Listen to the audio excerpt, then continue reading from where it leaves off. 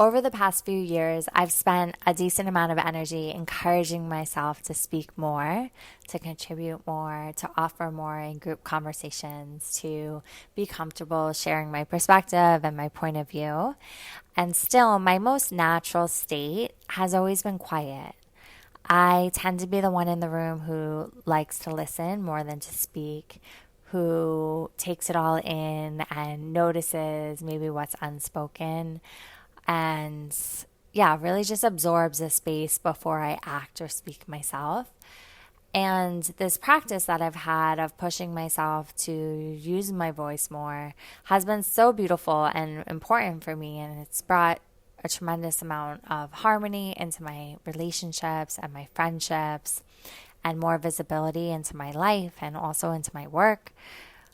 But last weekend I went to a retreat and I felt this pull to be silent and to just be without that typical push I've been working on to share and speak and really engage with the group. And with this, of course, came a tiny thread of doubt. Is this okay? Am I doing enough? Should I be interacting more? That kind of thing. But here's what happened. As often does in these moments, I'm finding more and more the people around me become the messengers of God.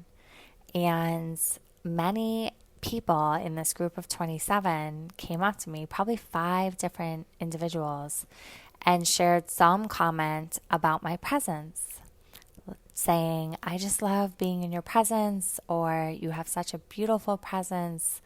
Or one person came up to me and said, I have zero idea. I don't know what to say to you. I just felt that I needed to come and be by you. And so it was a really interesting experiment for me to recognize that while, the work I've done has been important effort, it's also important for me to remember that my presence actually is enough.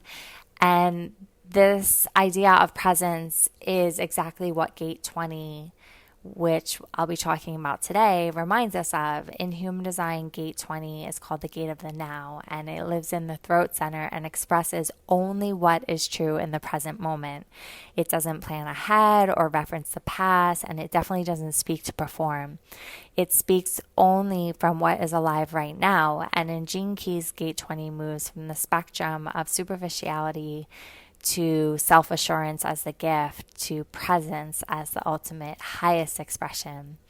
And the highest expression is what Richard Rudd calls the sacred Om, the vibration of the divine moving through you in the moment, without thought, without filter, without ego. So one of the most powerful aspects of Gate 20 is that it doesn't route through the mind. When you're connected to the energy of this gate, it is a direct connection from the sacral, the life force energy, to the throat. There's no pause for mental analysis or preparation or performance. The expression simply arrives with what is alive and real and raw in the moment. And that's what makes this gate feel so powerful and also vulnerable and honest. And when you're living from this energy, you're not speaking what you think sounds right. You're just allowing what is present to push through. So what does this require? It requires presence. And it's a real dropping in, a real trust that when you're rooted in your body, when you're fully here, what comes through you is enough, even if that thing is simply silence. So today I offer you this. Can you let presence be your offering? Not your answers, not your performance or your delivery, just your being. And can you speak only when something truly rises or emerges from within? And when nothing rises, can you let that silence speak for you too? Because this energy reminds us that presence is not just something you offer. Presence in and of itself is expression. It is the sacred Om, which is known to be the sound that emerged from humans before there was language. That sacred Om humming through your body. It is the truth, unfiltered, and it is always happening in the now.